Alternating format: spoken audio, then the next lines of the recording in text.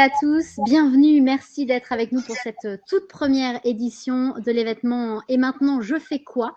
Un événement imaginé par l'ESG et qui a pour ambition de vous aider à mieux connaître les métiers dont on va parler, à vous poser aussi les bonnes questions pour mieux cerner vos envies et puis connaître les outils, les cursus les plus adaptés à vos choix de carrière. Alors je me présente, Virginie Valentini, je suis journaliste et je vais animer cette table ronde qui est consacrée au métier des ressources humaines et vous allez voir que l'humain est vraiment au cœur des métiers dont on va parler avec 3 intervenants, 3 spécialistes de ce secteur qui vont vous partager leur expérience et témoigner de leur parcours. Philippe Lacoste, bonjour, vous êtes responsable ressources humaines opérationnelles du groupe Auchan. C'est ça, bonjour à tous et toutes. Benoît Dugenet, vous êtes directeur des ressources humaines au sein du groupe Holcim et DRH de transition, bonjour. Bonjour à toutes et à tous. Et puis avec nous également Franck Haddad qui est chasseur de tête. Bonjour Franck.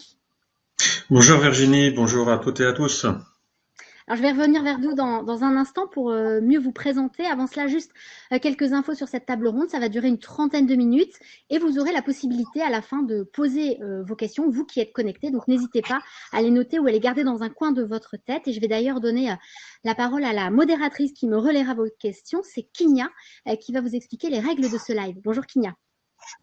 Bonjour à tous, alors je suis la modératrice sur cette conférence. Je vous rappelle quelques règles qu'il faudra respecter pendant ce petit live. Alors je vous invite à rester poli dans vos messages, encourager les intervenants en leur posant des questions qui seront distribuées à la fin de la conférence. Et si vous avez des questions personnelles, je vous invite aussi à m'envoyer des questions en message privé. Vous pourrez le faire en cliquant sur mon petit icône dans le chat. Et aussi, je voudrais vous dire qu'il n'y aura pas de publicité et que toute personne qui se montrera irrespectueuse sera automatiquement bannie de l'événement. Voilà. Voilà, merci pour ces informations, Kinia. Merci à tous d'être avec nous. On va tout de suite commencer. Je vais tout d'abord me tourner vers vous, Philippe Lacoste. Vous êtes donc, je le disais, responsable ressources humaines opérationnelles pour le groupe Auchan. En quoi cela consiste exactement? Alors, c'est un poste généraliste de ressources humaines où en fait on s'occupe de tous les différents aspects des ressources humaines, à savoir de l'embauche, de la formation, du disciplinaire, des affaires sociales. Et donc, sur différents sites, en fait, je m'occupe d'une 50aine de sites en région parisienne. Et alors, quel est votre parcours? Est-ce que vous avez toujours su que vous vouliez être dans les ressources humaines ou pas du tout? Alors, je dirais pas du tout. En fait, j'ai fait des études de droit puis de commerce. Et à l'époque, je voulais faire de la publicité. Et j'ai fait un stage dans la publicité. Et comme je n'ai pas trouvé de poste, en fait, j'ai rencontré par hasard quelqu'un qui travaillait dans le groupe Auchan qui m'a dit qu'il cherche des postes de management. Et donc, mon parcours chez Auchan, c'est 28 ans dans le groupe Auchan. J'ai fait à peu près 6 ans de management. Et après, je me suis orienté dans les ressources humaines sur et des postes généralistes et aussi parfois au siège ou des postes plus spécialistes.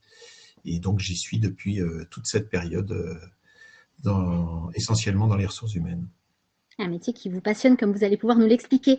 Benoît Dugenet, vous avez plus de 30 ans d'expérience en tant que directeur des ressources humaines dans l'industrie et les services. Vous êtes également actuellement DRH de transition. Alors, en quoi cela consiste? Quelle est votre fonction, votre poste? Au DRH de transition, comme son nom l'indique, c'est DRH, donc c'est le même métier, sauf que c'est en transition, donc c'est une autre posture, parce qu'on n'est ni une personne du passé, ni même une personne de l'avenir, et donc on a une liberté de parole qu'on n'a pas forcément quand on est DRH en poste. Et alors, parlez-nous également de votre cursus, de votre expérience professionnelle. Vous avez exercé dans des secteurs très différents, hein. Vous avez une expérience assez complète.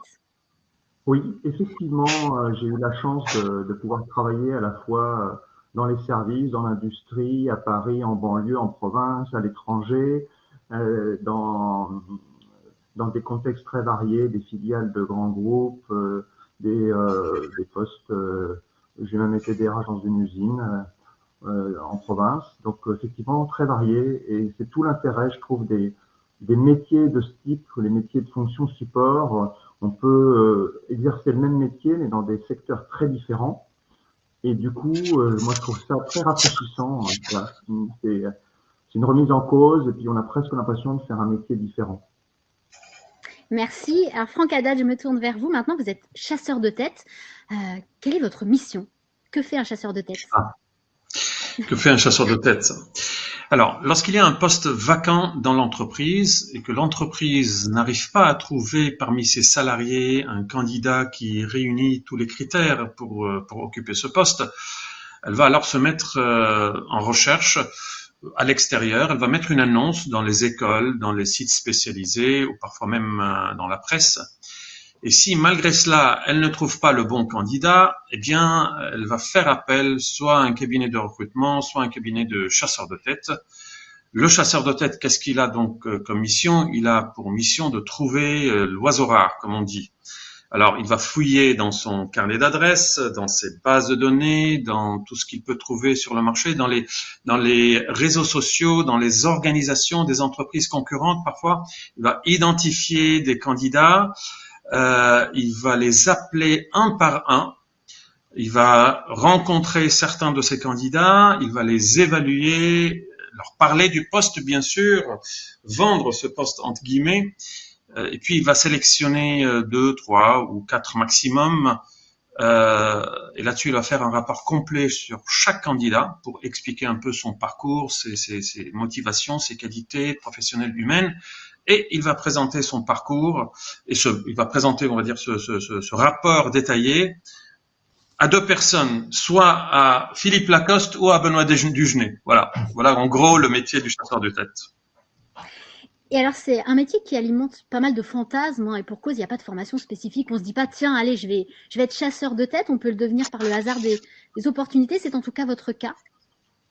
Oui, tout à fait. Je suis rentré tout à fait par hasard dans ce métier. En fait, en septembre 99, j'avais été contacté par un chasseur de tête pour qu'il me présente un poste.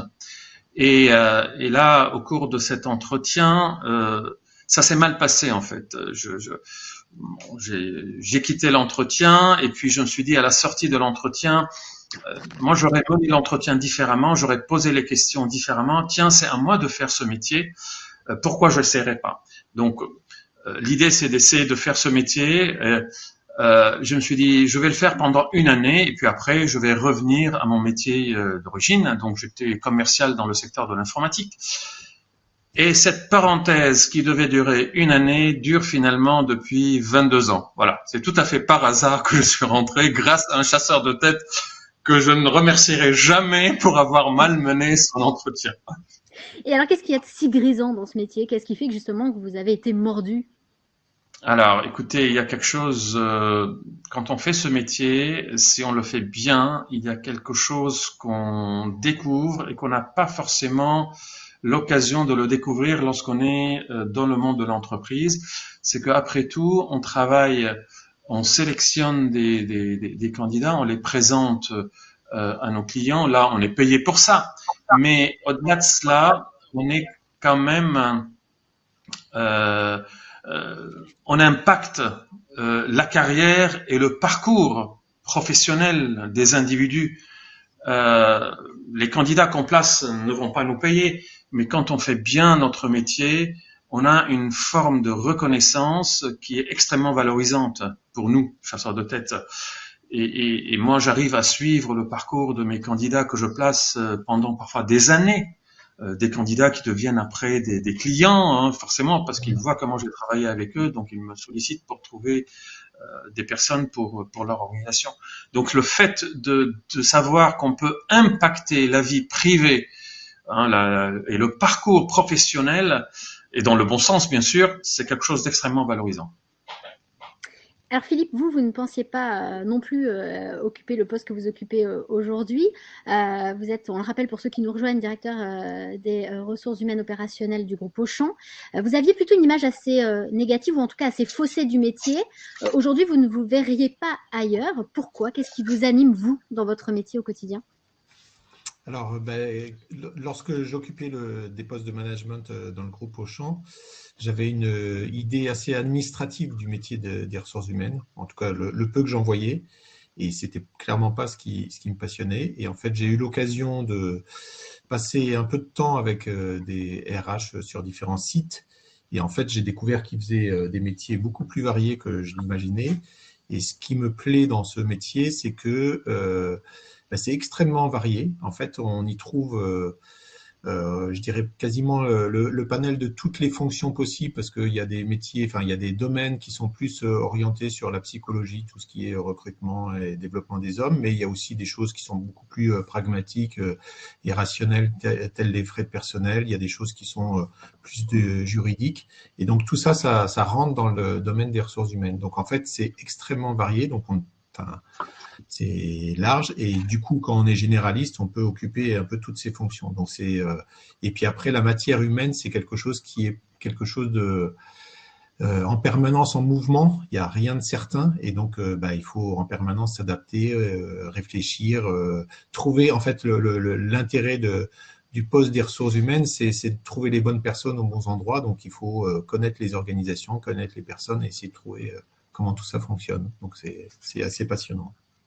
Et on sent vraiment que c'est un poste dans lequel il y a un rôle fondamental. Benoît, le DRH, finalement, c'est un pilier de l'entreprise. Il siège d'ailleurs très souvent au CODIR, le comité de direction. Il participe vraiment aux décisions stratégiques de l'entreprise, et souvent, c'est même un bras droit du CIO. Oui, enfin, au cours de toutes ces dernières années, le DRH a pu acquérir ses lettres de noblesse et intégrer dans la plupart des cas les comités de direction, que ce soit le comité de direction d'une filiale, d'une usine ou d'un groupe. Et ça, c'est une belle reconnaissance du métier. Et, parfois, le DRH, effectivement, peut avoir un rôle particulier auprès du DG ou de la DG, parce que c'est peut-être celui qui a les plus grandes aptitudes à l'écoute, à l'empathie. Il sait conserver tout ce qu'il entend confidentiel. Donc, ça peut être quelqu'un auprès de qui le ou la DG peut se confier plus facilement. C'est pas forcément le cas, hein, mais moi j'ai observé ça dans ma carrière de temps en temps. Et là encore, c'est un très beau signe de reconnaissance. Et alors, quelles sont selon vous les qualités requises pour pouvoir exercer ce métier? Alors, en tant que généraliste, il y en a beaucoup, mais il faut aimer les gens, il faut être empathique, voilà, j'imagine. J'insisterai plus particulièrement sur les qualités humaines, relationnelles, d'écoute, d'empathie. Mais pour autant, comme c'est pas le monde des bisounours, le monde de l'entreprise, il faut aussi des qualités de gestionnaire, de fermeté, et donc c'est un équilibre à trouver qui est pas forcément évident, mais il y a des personnes qui sont peut-être plus aptes à faire ça que d'autres. Avec des devoirs aussi, je pense à la confidentialité, par exemple. Vous me disiez quand on préparait cette table ronde, il ne faut pas oublier le salaire des plus gros dirigeants sur la photocopieuse. Voilà, il y a des bourdes à ne pas faire. Non, c'est vrai que moi, c'est une rigueur de tous les instants dans ce que je dis, dans ce que je fais. Oui, je vous disais aussi, quand on préparait à cette table ronde, que j'ai toujours avec moi un cahier, et je fais bien attention à pas le laisser sur la table de la salle de réunion avant de partir. Alors Franck, pour faire un bon chasseur de tête, les qualités aussi, il faut savoir repérer un bon CV, forcément l'analyser. Il faut surtout être à l'écoute. Alors, oui, il faut énormément d'écoute. Et il y a plusieurs choses. Il y a déjà, il faut aimer un peu la recherche, hein, parce que c'est un travail d'enquêteur un peu. Hein, donc, il y a la recherche, la partie recherche, d'ailleurs qu'on peut confier parfois, et souvent à des chargés de recherche pour fouiller, pour enquêter, un peu comme un avocat qui a une personne avec lui qui l'aide à enquêter sur des affaires. Donc, pour trouver et analyser et remonter les organisations pour détecter les candidats, donc là, il faut aimer faire ça. Et puis, après, il faut savoir analyser un CV, il faut savoir écouter, et vraiment écouter. Il faut avoir de l'empathie, beaucoup d'empathie, parce que ce qui est formidable dans ce métier, c'est que on rencontre des personnes qui parlent de leurs expériences, de leurs qualités, et on leur découvre des talents qu'ils ne soupçonnent même pas. Et ça, c'est, je dirais, extrêmement intéressant. C'est extrêmement intéressant lorsque vous conduisez quelqu'un sur un chemin auquel il n'aurait pas pu penser de lui-même. Donc ça nécessite quand même de l'expérience. Alors bien sûr, quand on évalue un CV et une compétence, il faut avoir une certaine légitimité. Donc on peut pas évaluer un médecin si on n'a pas fait des études de médecine avant. Alors bien sûr, on n'est pas censé connaître tous les métiers, mais il y a pas mal de points communs. Il faut quand même justifier d'une certaine expérience dans un métier avant de pouvoir commencer à chasser sur ce métier. Moi, par exemple, j'étais commercial avant de faire ce métier. Les premières missions que j'ai menées, c'est pour sélectionner des commerciaux. J'étais bien sûr bien placé pour pouvoir sélectionner.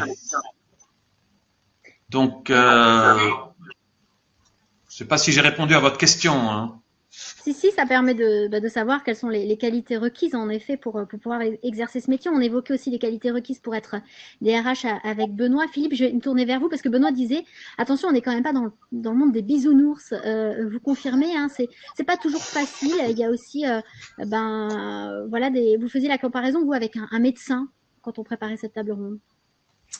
Oui, en fait, y a les bons aspects du métier des RH, c'est ce que Franck a évoqué, à savoir quand on fait évoluer, quand on fait grandir des personnes ou quand on les positionne sur des bons postes. Et puis après, de temps en temps, il y a aussi le pendant, il y a des personnes qui sont hors jeu, et donc il faut faire ça. Donc ça peut paraître parfois au départ un peu stressant quand on fait ses premiers entretiens de licenciement ou autre, c'est pas forcément quelque chose de rigolo.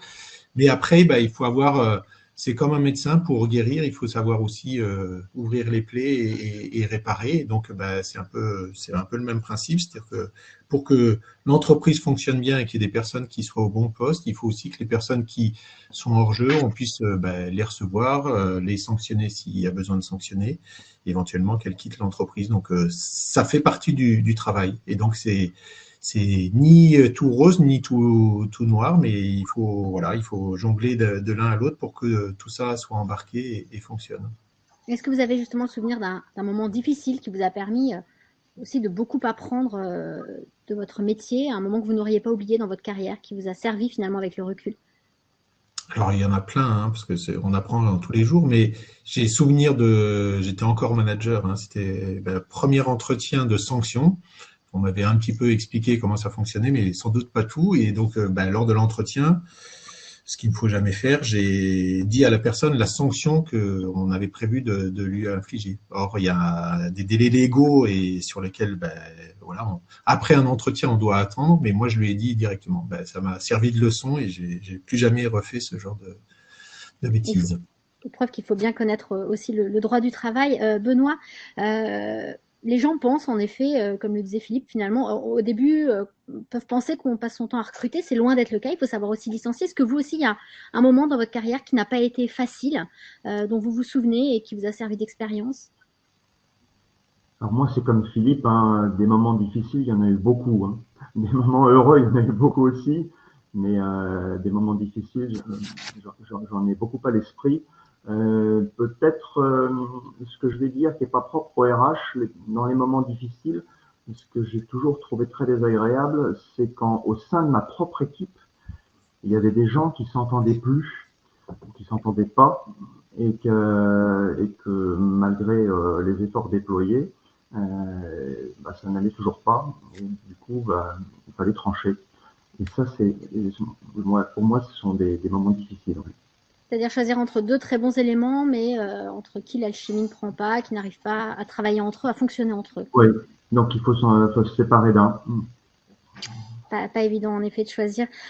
Franck, chasseur de tête, c'est une niche et peut-être ça la difficulté de votre métier, c'est savoir se faire sa clientèle, se faire une réputation. Oui, alors oui, effectivement, c'est une niche. Il y a finalement, par rapport aux postes qui sont pourvus sur le marché, il y a très peu qui passent par un chasseur de tête. Alors, effectivement, c'est très très difficile de démarrer Moi, je crois que j'ai eu un peu de chance en démarrant parce que voilà, j'étais déjà commercial et je savais approcher mon premier client. Mais le fait d'être commercial n'est pas forcément une qualité essentielle, enfin, n'est pas la première qualité en tout cas de ce métier. Mais pour se faire une expérience, en général, on rentre dans un cabinet existant de chasseur de tête. On est d'abord peut-être parfois on peut être comme chargé de recherche au départ et puis évoluer vers un poste de consultant et puis chasseur de tête et le devenir comme ça. Et puis après, quand on se rend compte qu'on peut trouver par soi-même ses clients et ses candidats, on peut sortir et être soit indépendant, soit créer son propre cabinet. Du coup, ça répond à cette question de comment on débute. Finalement, l'idée, c'est de se faire plutôt une expérience dans un cabinet, soit de recrutement, soit de chasseur de tête. D'ailleurs, c'est pas la même chose, hein, faut bien distinguer les deux. Oui, c'est pas la même chose. Enfin, la principale différence, c'est le début de la mission. Un cabinet de recrutement, il met une annonce et il reçoit les candidats et après, il reçoit ses CV, il les sélectionne. Un chasseur de tête, lui, il met pas d'annonce. Lui, il appelle directement les candidats pour rentrer en contact avec eux. On part du principe que certains postes, même quand vous mettez une annonce, vous n'allez pas avoir de CV parce que les profils recherchés sont très rares ou pas du tout en recherche d'emploi. Donc, c'est ça la différence. Après, une fois qu'on a les candidats, eh ben, après, on fait la même analyse, en principe, la même méthodologie d'analyse, de sélection et de présentation. Alors, je reste sur ce sujet parce qu'il y a une question qui se pose là dans les personnes qui sont connectées. C'est est-ce qu'une personne en recherche d'emploi peut envoyer directement son CV à des chasseurs de tête? Comme on est sur cette thématique. Oui, tout à fait. Tout à fait.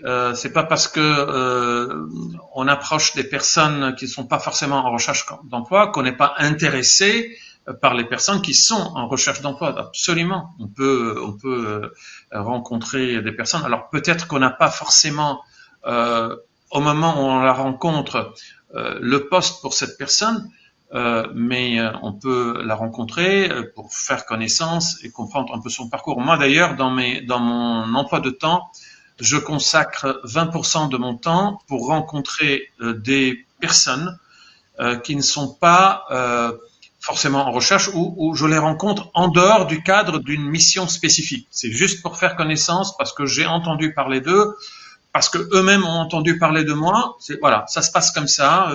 C'est comme ça qu'on bâtit son réseau et son carnet d'adresses et c'est comme ça que je fonctionne depuis plus de 20 ans. Merci. Benoît, Philippe, on sent à travers le partage de votre expérience qu'il y a un intérêt très fort à devenir plutôt généraliste si on veut avoir des responsabilités, des missions intéressantes. Est-ce qu'on peut l'être dès le départ ou est-ce que c'est vraiment réservé aux personnes d'expérience, qui ont de la bouteille? Je sais pas. Benoît. Peu importe. De mon expérience à moi, parce que moi j'ai démarré directement après les études sur ce métier des RH, c'était à l'époque difficile de prétendre à un poste de généraliste quand on est très jeune. Aujourd'hui, je pense que c'est toujours vrai. Néanmoins, il y a poste de généraliste et poste de généraliste. Hein.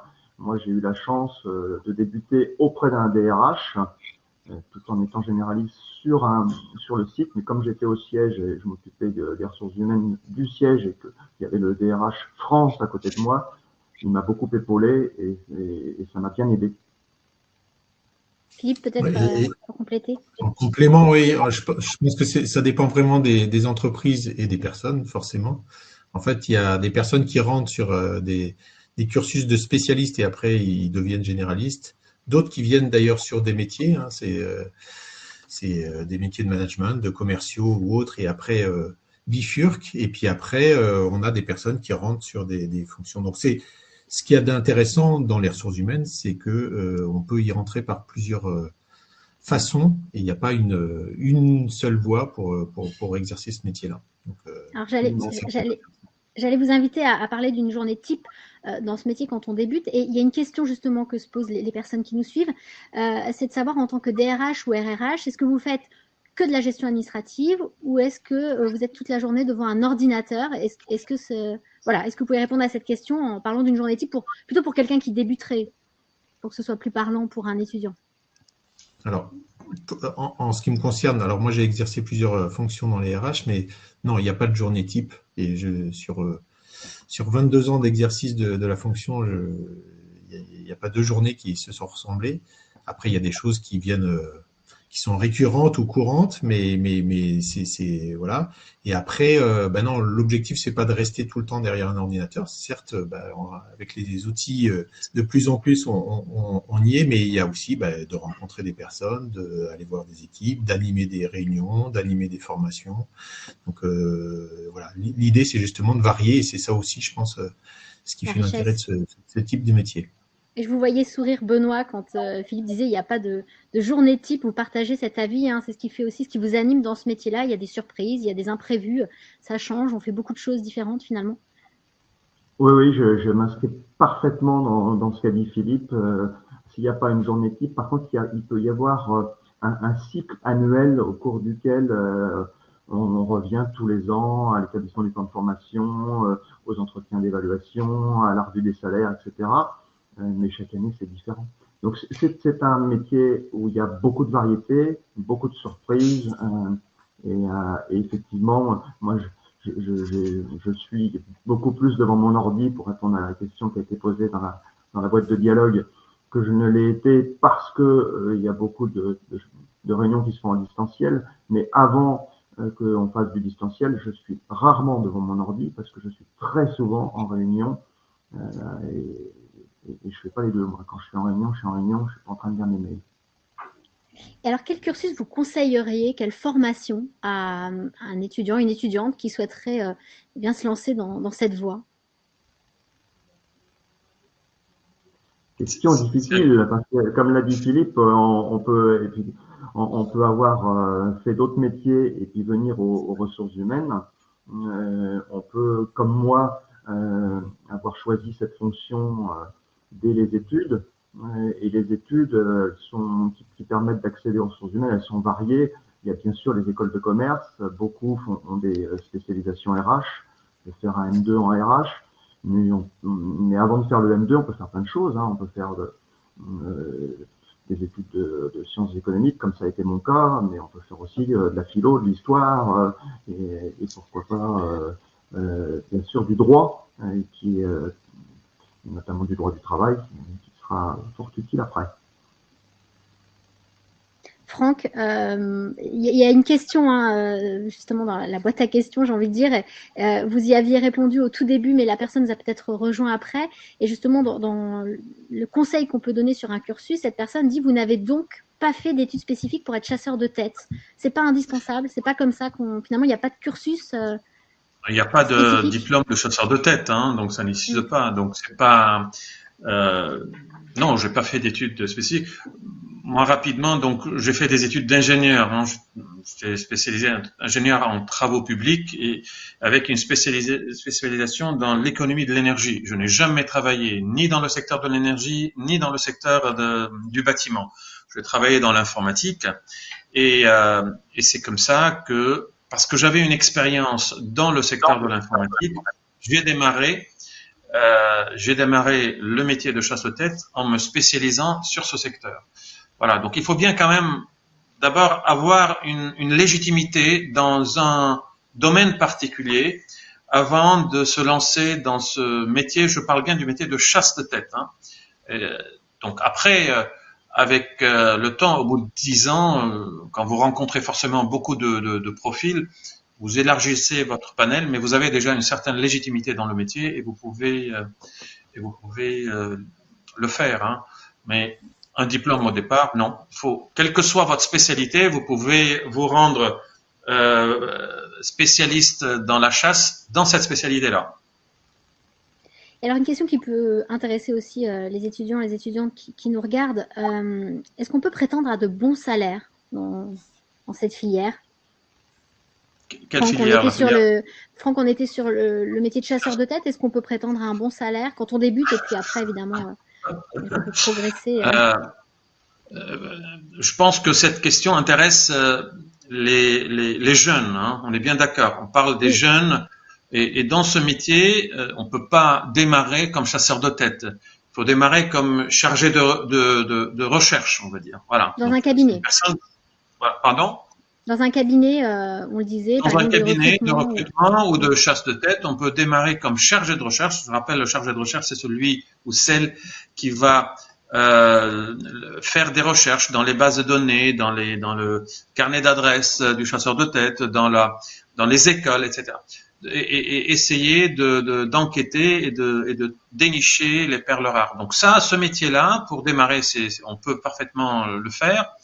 Je dirais que c'est aux alentours de 30 000 euros annuels. Une chargée de recherche, c'est à peu près ça, plus ou moins en fonction de l'expérience. Après, petit à petit, on peut évoluer, soit intégrer une entreprise et travailler dans le service recrutement dans une entreprise. Là, c'est une très bonne école, hein, le passage dans un cabinet, ou alors évoluer dans un cabinet pour devenir chasseur de tête. Et alors, je vais poser cette même question à Benoît Philippe. Alors, j'imagine que ça dépend évidemment des secteurs d'activité, mais voilà, à quoi peut-on prétendre quand on débute dans vos métiers? Je vais avoir beaucoup de mal à répondre à cette question parce qu'effectivement, ça dépend du métier et les métiers au sein de la fonction RH sont nombreux, même pour des débutants. Ça dépend du secteur d'activité, on ne sera pas payé de la même façon si on est dans une banque d'affaires ou si on travaille chez un cartonnier, et ainsi de suite. On peut aussi parler de la géographie. Si c'est à Paris, c'est pas forcément la même chose que si c'est en province. Et puis de la taille de l'entreprise dans laquelle Oui. on exerce, évidemment. Mais ce sont les prix du marché parce qu'il y a un marché comme partout, et donc si on recrute un jeune diplômé, il n'y a pas de raison qu'on le paye en dessous du prix du marché parce qu'il fait des RH.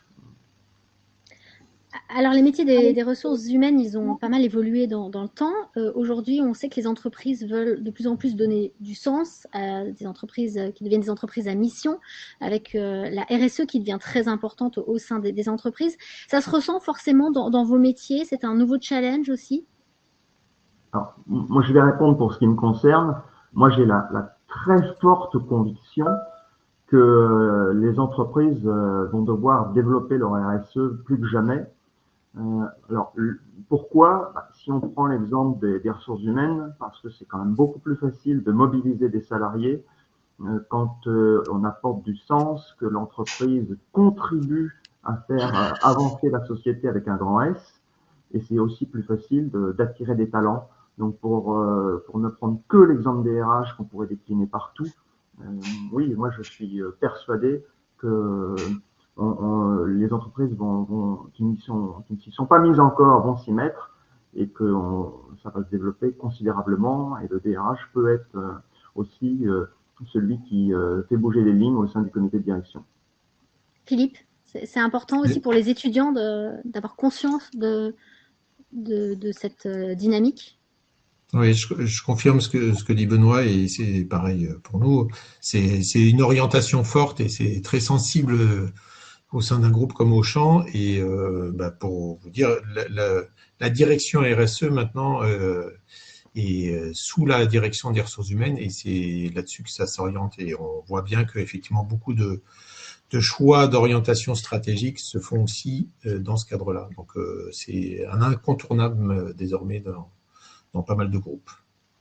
Franck, j'imagine que c'est aussi une sensibilité que vous allez chercher chez les personnes que vous sondez. Voilà, quand dans votre métier de chasseur de tête aussi, vous prenez en compte cette dimension-là, cette fibre-là, j'ai envie de dire. Oui, c'est très important. Je ne peux que aller dans le sens de Benoît et Philippe. Cette fibre-là prend de plus en plus de place aujourd'hui dans le choix des candidats. Voilà, je le confirme. Pour terminer, un conseil, allez, que vous donneriez aux étudiants, aux étudiantes qui vous écoutent ce matin. Voilà. Allez, Philippe, pour commencer.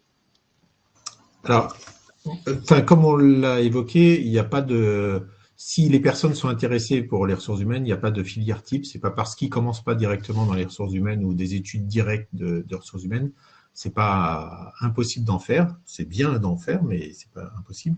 Après, ce qui est bien, c'est que notamment lorsqu'on fait des études, c'est de faire soit des stages, soit des alternances dans ce type de métier.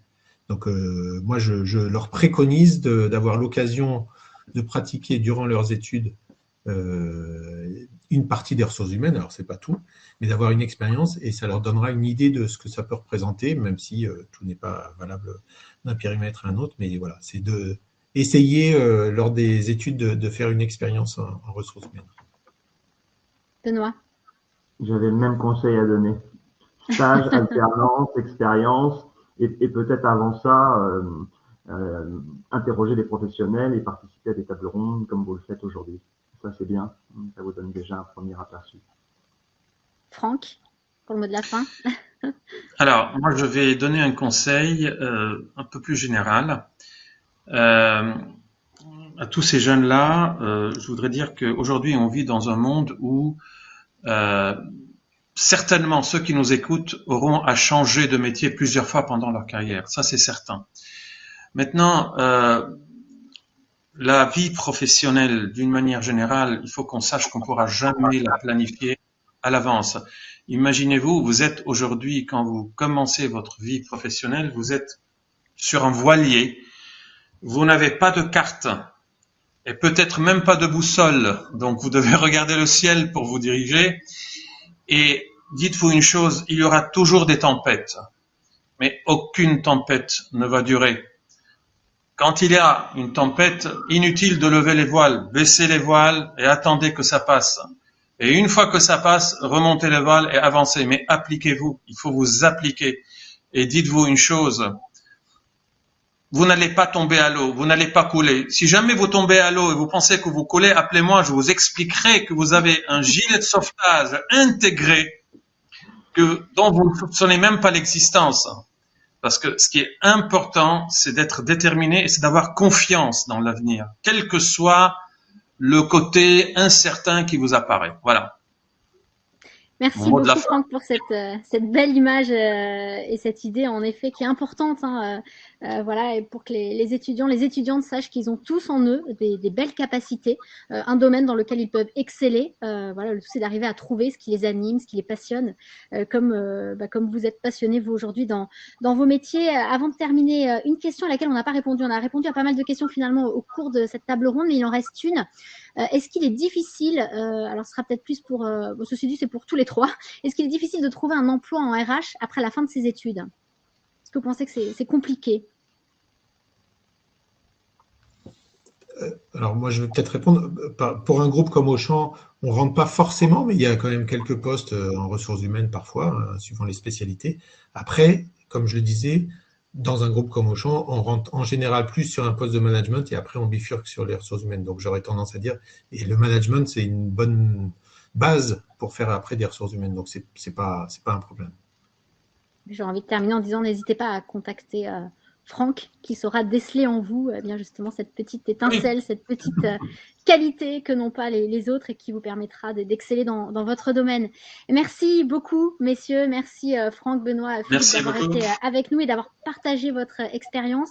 Merci également à vous qui étiez connectés à ce live et qui avez posé des questions.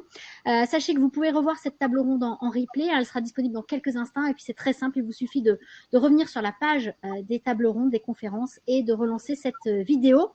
Pour info, par rapport au programme à suivre dans un instant en salle B à 12h30, orientation, quelles sont les bonnes questions à se poser.